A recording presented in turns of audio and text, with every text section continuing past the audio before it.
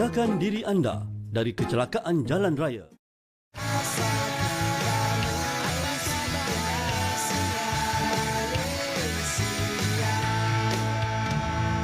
Kita masih lagi dalam mood berhari raya. Hari ini memasuki Syawal ke-7, tetapi nak tahu raya baru bermula. Tetapi sejauh mana tahap poket kita? Dah bocor ke belum? Ataupun separuh nyawa-nyawa ikan? Kalau boleh kita elakkan daripada dia apa-apa asam gaya. Elakkan. Betul, elakkan. Dan kalau kita bercakap tentang pasca raya ni, dua perkara sebenarnya kita tak boleh check. Satu tadi Nurul kata, jangan check bank account. Nombor dua, yang paling penting terutamanya kepada semua wanita, jangan cek berat badan. Tapi kita tinggalkan dulu, mungkin kita akan bawa topik minggu depan sebab Syawal ke sebulan. Kita nak bersama dengan seorang tetamu kita nak bercakap tentang reset kewangan pasca raya, kan? Okey, kita akan bersama dengan Pak Abang Abu. Maafkan saya. Abang Abu yang merupakan mekanik wang dan juga perunding kewangan. Assalamualaikum. Waalaikumsalam warahmatullahi taala wabarakatuh. Alhamdulillah sihat. Okey. Abang Abu setiap tahun kan memang wajiblah datang ke sini. Memberikan motivasi kepada kita yang seringkali tersasar. Kan, poket selalu nak bocor. Selalunya kalau kita bercakap mengenai reset kewangan pasca raya, ramai antara kita mengalami poket bocor, ya Abang Abu, selepas musim perayaan. Dan kita tertanya juga ketika ini, adakah masyarakat kita dilihat tidak begitu ataupun tidak cukup bijaklah untuk berbelanja, tidak cakna, ataupun sebenarnya situasi ekonomi kita ketika ini yang begitu menyesakkan, sehingga membuatkan segalanya sampai di ujung leher lah orang cakap, kan? Bagaimana? Betul. Tahun ni dia lain sikit. Tahun ni lepas raya ni dia lain sikit sebab apa yang sedang berlaku. Kalau macam tahun-tahun selepas sebelum ni dia lain sikit, tapi tahun ni dia memang kena betul-betul, dia tak boleh leka lagi. Sebab keadaan yang berlaku di Asia Barat ni akan menjadikan seluruh dunia ni dalam satu keadaan yang mungkin memerlukan banyak fokus pada kewangan. Jadi pada saya semuanya berlaku sebelum raya. Kan? Bulan puasa ni kan, kita memang dia bukan pasal kita tak bijak, tapi memang dia perbelanjaan ni bila bulan puasa pasal raya ni dia tak ikut logik. Kan kita tak boleh belanja mengikut logik tau. Kita akan belanja ikut emosi. Betul. Nak raya ni, nak tukar sini, nak beli tu. Jadi dia emosi. Bila emosi ni, logik ni dia macam tak boleh pakai. Lepas tu tak boleh kalah pula tu, kan. Dengan zaman sekarang ni kan, semua nak macam ke depan kita nak tunjuk walaupun kita tak ada duit. Mungkin kita kekurangan, tapi sebab dengan social media dan sebagainya, kita nak tunjuk yang aku okey lagi. FOMO. Lah orang kata kan. Tapi mungkin yang saya suka sebenarnya menggunakan terma kita berbelanja mungkin mengikut hati, emosi itu sendiri. Tapi bagaimana situasi sebenarnya yang sebijaknya yang wajar kita ambil supaya komitmen bulanan pasti. Betul. Kita nak beraya pun komitmen kena bayar. Betul. Kereta kena bayar, rumah kena bayar, perbelanjaan anak sekolah mungkin. Untuk menyeimbangkan antara perbelanjaan ataupun komitmen bulanan kita, dan pada masa yang sama harus kita berbelanja untuk raya tu. Takut pula nanti dah belanja raya ni, kereta belum bayar. Rumah mungkin ada tunggakan lagi mengeruhkan lagi keadaan. Mungkin bagaimana? Itu yang sedang berlaku sekarang ni. Kalau kita tengok sekarang ni, selepas saja seminggu kan. Seminggu raya memang macam sedap sangat kan. Lepas tu dah mula seminggu je dah mula rasa. Sebab apa? Ramai di antara kita ni kalau kita tengok selepas je raya, memang ramai yang akan menggunakan simpanan. Wang simpanan sebelum ni dah tak ada lagi. Mungkin dah terkikis lah. Itu satu sebab kenapa kita dalam satu keadaan yang macam tertekan. Kedua, ramai juga menggunakan kad kredit. Kan? Kita ada kredit, jadi kita gunakan masa raya. Dia sekarang ni dah kena bayar balik. Dia bukan bila pakai kredit tu kita tak payah bayar, kena bayar. Jadi ini lagi satu keadaan yang menjadikan macam tertekan. Ketiga, disebabkan komitmen macam tadi. Kan komitmen dengan kadar kenaikan harga, kan inflasi ini menjadikan lagi komitmen dan tekanan sangat-sangat merunsingkan. Jadi ini yang menyebabkan ramai orang yang macam terpaku, tak tahu nak buat apa. Kan sebab itulah kita seharusnya mempunyai satu permulaan selepas raya ni. Jadi saya nak letak dalam A, B, C, D supaya kita dapat macam nak tahu apa nak kena buat ni. Ini yang paskah kewangan lepas raya ni kan. Jadi A ni sebelum kita buat apa-apa ni, ni adalah audit. Audit wang kita sekarang ni. Kan tengok balik simpanan berapa, perbelanjaan berapa, apa yang kita dah belanja masa tu, berapa hutang yang ada. Kita audit berapa pula duit yang dapat ni kan. Duit anak-anak tu yang dapat tu janganlah kita pergi belanja pula. Bukalah tabung haji ke apa, letakkan duit dia orang tu dalam tu. Jadi audit ni sangat penting. Ramai kita macam tadi kan. Zazan ni jangan tengok bank account. Itu sebenarnya satu kesilapan. Kalau kita tak tengok, makin lama mungkin kita akan menjadi lebih tertekan sebab kita tak tahu apa yang sedang berlaku. Kita rasa macam okey je kan. Jadi itu masalah. Jadi yang pertama sekali kita kena audit. Audit keadaan kita itu first kali kalau kita nak betulkan balik. Alright, dan lepas ini adalah satu masa yang memang betul dan sesuai untuk kita start balik reset. Sebab tadi kan masa bulan raya, bulan puasa tu dia emosi. Dia emosi memang takkan dia bukan macam ni tau Babu, macam kita nak raya. Dia mindset dia macam ni. Kita nak raya setahun sekali. Tak apalah belanja dulu. Nanti fikir kemudian. Ataupun nak sedapkan hati selalu kan. Ke saya tengah cakap sedih saya. Ataupun nak sedapkan hati. Ada rezeki. Betul kan? Tak apa. Mesti ada rezeki. Betul? Betul. Itu yang saya cakap emosi tu. Jadi masa tu memang kita cakap apa pun otak logik tak boleh terima. Tapi sekarang lepas minggu otak logik dah datang. Betul. Realiti dah datang ni, dah nampak dah, wah, baru otak logik. Jadi masa ni lah patut kita mulakan permulaan kewangan yang baik. Jadi tadi audit. Bila dah audit, sekarang B pula. Apa pula B ni? B ni berhenti belanja. Besar ni. Tapi tak senang. Tak, maksud saya berhenti belanja bukanlah benda-benda yang memang kita wajib belanja. Tapi berhenti belanja benda-benda viral. Kan? Nak minum kopi viral, nak minum itu viral, semua stop dulu, berhenti. Sebab kita dalam satu keadaan yang nak reset balik ni.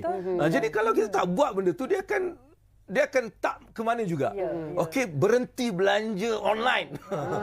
Itu susah sikit. Kan? Sebab itu nafsu ya. Semua tu kita boleh kontrol sebenarnya. Tapi ikutkan hati sebenarnya. Betul. Itu kedua. Jadi B ni berhenti belanja. Kalau tak memang susah. Jadi berhenti belanja benda-benda yang sebenarnya sebelum ni kita belanja kan nampaknya. Dan sekarang ni lebih penting. Sebab apa yang sedang berlaku. Ya, betul. Dan dalam beberapa bulan lagi kita akan nampak banyak ataupun harga akan naik. Pelbagai benda harga akan naik. Ini akan menjadikan tekanan yang lebih teruk. Jadi sekarang ni kita wajib berhenti belanja benda-benda yang viral tadi. C pula. C ni apa? Sekarang kita tengok, mungkin bulan raya ni macam-macam kita beli. Itu ini dah. Jadi C ni cairkan aset-aset yang boleh dicairkan. Contohnya TV dah ada 4 biji. Pergilah jual balik 2 tu. Cairkan sebab apa? Duit cash ni penting sebab inflasi ni dijangka akan berlaku. Nak tak nak, harga minyak memang tak boleh kontrol.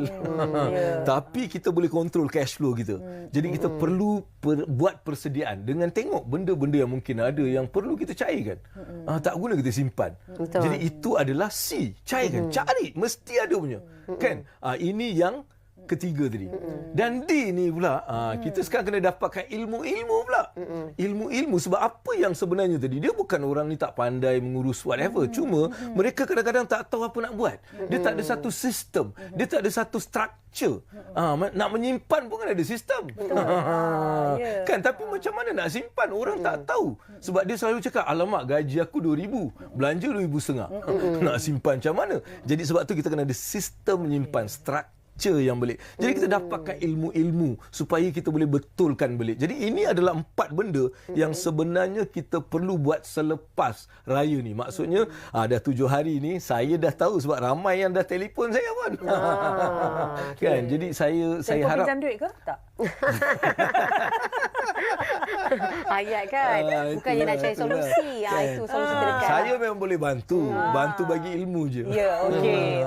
Itu dia. Seharusnya kan kita seharusnya bijak belanja. Nak kata tak ada duit, gaji dah awal. Betul. tak? Betul. Tapi kita ni lebih kepada nak mengikut. Kalau rasa tak mampu, buat cara tak mampu. Kalau bagi duit raya RM2 tak apa, tak malu pun. Daripada nak bagi RM5 ke RM10.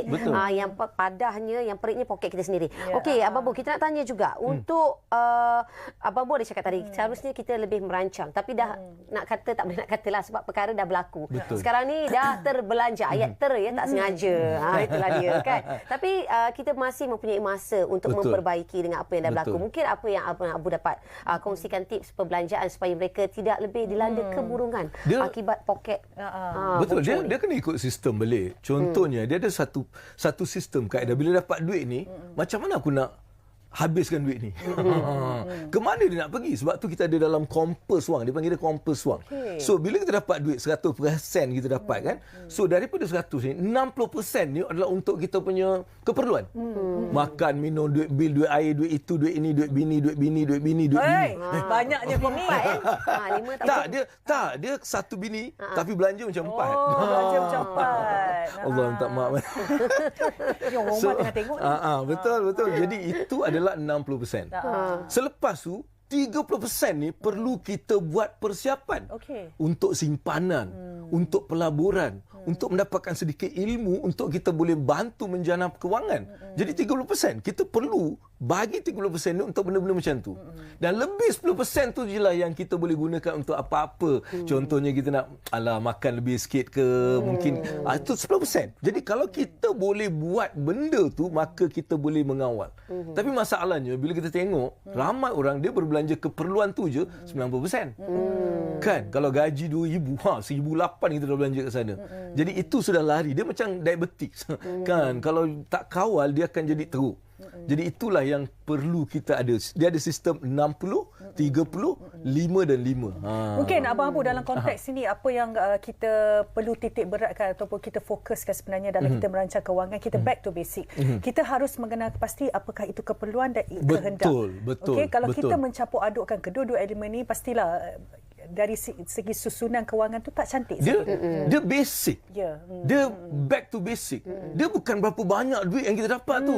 Kadang-kadang kita makin banyak kita dapat kewangan kita, makin susah pula. Sebab dia bukan berapa banyak, tapi bagaimana kita menguruskannya. Dia sebenarnya dalam kewangan ada 5 je benda. Satu, kita punya cara berbelanja. Kalau kita tengok, kendak ke keperluan. Itu satu. Kedua, simpanan. Ramai kita menyimpan untuk apa? Belanja balik. Jadi kita cek balik, simpan ni ada tak kita simpan untuk pelaburan?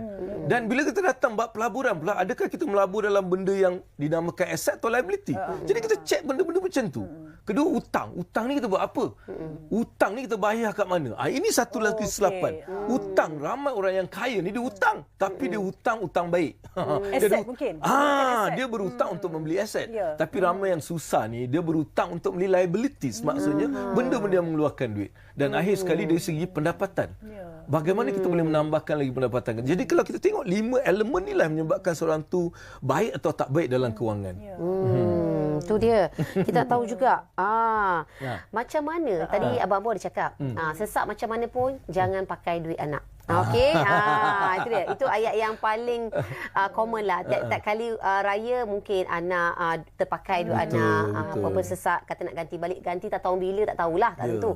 Okey Abang Abu, nak cakap juga bagaimana cara yang terbaik untuk kita menguruskan dana anak kita ni dengan cara yang lebih berdisiplin. Saya rasa ini adalah sikap tanggungjawab sebagai seorang ibu bapa. Jadi kalau kita dah tahu duit anak tu, kita kena mulakan benda tu. Jangan kita ambil sebab kita susah whatever, kita ambil duit dan selesaikan dan akhirnya habis. Jadi yang satu, kita boleh adakan satu tabung haji tadi. Contohnya masukkan dalam tabung haji atau ASB. Alright, ini benda yang kita boleh buat. Ataupun untuk zaman sekarang ni, kita boleh bantu mereka dengan membeli emas contohnya. Contohnya tukar duit tu belilah emas, simpankan dalam bentuk emas contohnya. Ini antara benda yang kita boleh mulakan. Alright, dia ada banyak lagi. Tapi kita tengok apa yang sebenarnya kita sesuai. Kalau kita ada duit banyak tu, apa yang kita boleh buat dengan duit tu? Itu satu kaedah yang kita kena buat dengan anak-anak kita. Janganlah apa pun macam mana pun, jangan kita gunakan duit mereka. Itu satu benda yang saya memang macam, tak boleh. Sikit mungkin pandangan daripada Abang Abu sendiri. Bagaimana pandangan Abang Abu sekiranya saya pernah ada keluarga yang saya kenal, dia buat macam tabung. Ini bukan pasal raya, saya keluar sikit pasal raya. Maknanya tabung ni setiap bulan, setiap family members tu yang bekerja, dia akan contribute. Okay? Paling sikit mungkin RM50. Jadi setiap kali hujung tahun, mereka akan menggunakan so-called tabung dalam dana itu. Mereka akan gunakan untuk pergi ke luar negara. Betul. Adakah kaedah ataupun metod yang sama boleh diguna pakai sekiranya kita nak raya sakan? Maknanya kena menabung selama setahun. Betul. Sebab selalu kita kadang-kadang ni kita lupa nak ukur baju di badan sendiri. Ya, betul. Kan? Mungkin itu kaedah yang terbaik. Betul. Abang Abu, kita memang itu, saya dah benda ni saya buat 7 tahun yang dulu. Sebab ada semasa saya belanja sampai RM5,000. Lepas tu saya macam rasa apa benda ni kan. Jadi kita buat planning. Kan setiap bulan berapa? Kalau RM6,000 aku nak belanja, satu bulan RM500 kena simpan ni. Jadi saya mula simpan sampai musim raya. Saya pun tak rasa macam saya taklah berbelanja atau saya lokek dan sebagainya. Sebab saya dah buat persiapan awal. Jadi itu satu kaedah yang terbaik untuk kita mulakan. Mungkin tahun ni kita dah tahu berapa banyak ni. Jadi next year aku dah kena simpan sikit sampailah bulan raya nanti aku tak ada rasa masalah apa dan sebagainya. Itu satu kaedah yang memang best. Ini juga saya memang buat solusi seperti simpan challenge. Saya juga ada mengajar, saya mengajar orang macam mana kita nak bantu orang menyimpan. Ini antara benda yang saya buat juga. Itulah, saya nampak ada buku. Boleh ceritakan sedikit. Boleh kongsikan juga. Jadi ini sebenarnya ini untuk Nurul dan juga ini untuk Zaza. Ini buku baca. Tapi dia kena buat. Abang Abu Itu Abang Abu. Ni. Okey. Itu Abang Lain Abu. Tu masa tu handsome sikit. Ni charming lagi. Okey. Alright. Sikit. Saya memang dah banyak kali buat benda ni. Tapi biasanya simpan challenge ni saya buat bulan-bulan puasa. Sebab saya nak mengajar macam mana kita nak menyambung dan sebagainya. Tapi tahun ni saya buat sedikit kelainan. Saya namakan kempen simpan lepas raya. Okey, menarik. Kempen simpan lepas raya ni. Sebab apa? Sebab ramai orang dalam keadaan macam memerlukan sesuatu. Jadi saya bagi satu strategi, satu tip, satu structure macam mana kita nak buat. Selama 30 hari dan kempen ni berlaku selama Syawal ni. Dalam Syawal ni setiap orang bolehlah daftar untuk dapatkan tip. Apa yang berlaku? Setiap hari kita akan dapat satu tip. Tip yang praktikal. Dia ada 2 enjin. Satu enjin menyimpan, macam mana kita nak menyimpan, dan satu lagi menjana. Macam mana kita nak menjana? Sebab target kita dalam 30 hari ini untuk menjana at least extra RM1,000. Itu yang saya buat dan benda ni sangat praktikal dan saya memang berniat untuk mengumpulkan lebih kurang 1,000 orang untuk sama-sama kita buat dia secara online saja, secara online dan WhatsApp di mana mereka akan dapat benda ni, dengar suara saya setiap hari. Bagi semangat. Dengan tip yang memang praktikal. Jadi inilah yang saya buat tahun ni sebagai satu kempen simpan lepas raya. Saya ajak semua orang. Alright, semua orang sertai. Pergi www.abangabu.com, sertai saja dan awak akan dapat. Bila awak sertai dan email yang pertama kita akan bagi pada 1 April ni. 1 April ni dia akan dapat email. Tapi mereka boleh daftar juga selepas tu. Setiap kali dia daftar ni, bermulanya adalah selepas pendaftaran. Contohnya saya join hari ni, saya akan dapat emailnya esok untuk selama 30 hari different tip. Dan banyak benda yang saya dah buat. Saya akan ada Zoom untuk membantu. Saya memang nak membantu. Niat saya nak membantu. Nak menunjukkan, sebenarnya kita boleh buat lah. Itu yang saya dah start lah untuk tahun ini. Saya sangat berharap lah. Mungkin NGO kat sana. Mungkin, mana-mana badan-badan yang mungkin rasa benda ni adalah baik untuk diorang punya members. Sila hubungi Abang pun. InsyaAllah kita boleh, bagi pendaftaran dan sebagainya. InsyaAllah. Itu tengok kan konsep yang guna pakai pun begitu menarik sekali, santai-santai kan. Betul. Dan Abang Abu, berbaki masa yang ada ni, mungkin Abang Abu nak ucapkan selamat Hari Raya kepada para penonton dan mengelakkan lagi daripada poket mereka terus bocor. Kadang-kadang tak sedar diri ni, perlu disedarkan. Betul. InsyaAllah. Saya ucapkan selamat Hari Raya. Maaf Zahir Batin kalau saya ni macam terkasar bahasa. Sebab niat saya rasa macam saya tak nak orang raya 2 hari tapi dia punya murung dia setahun. Setahun, Kita tak nak macam tu. Jadi sebab tu kita kena berwaspada, kita kena berhemah dalam berbelanja dan mudah-mudahan dengan inisiatif ni kita akan lebih dapat membetulkan kita punya aliran kewangan, kita punya keadaan kewangan dengan tahap yang lebih sempurna lah. Itu daripada Abang Abu lah, insya-Allah. Kita dengar suara Abang Abu ni, saya nak tersasul lah ni. Kenapa? Entah.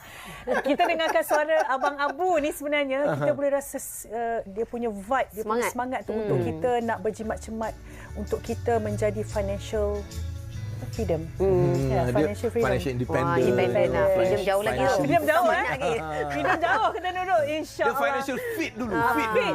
Itu yang paling penting. Jadi terima kasih kepada anda. Hari ini kita sejam banyak kita kongsikan bersama dengan anda. Kita akan jumpa lagi pada hari Isnin. Sabtu Ahad ni saya kira ramai yang buat open house. Jadi berhati-hati di jalan raya. Ingat, jaga pemakanan. Jumpa lagi. Saya Zahra Syed. Saya Nuria Umul. Assalamualaikum. Bye-bye. Assalamualaikum.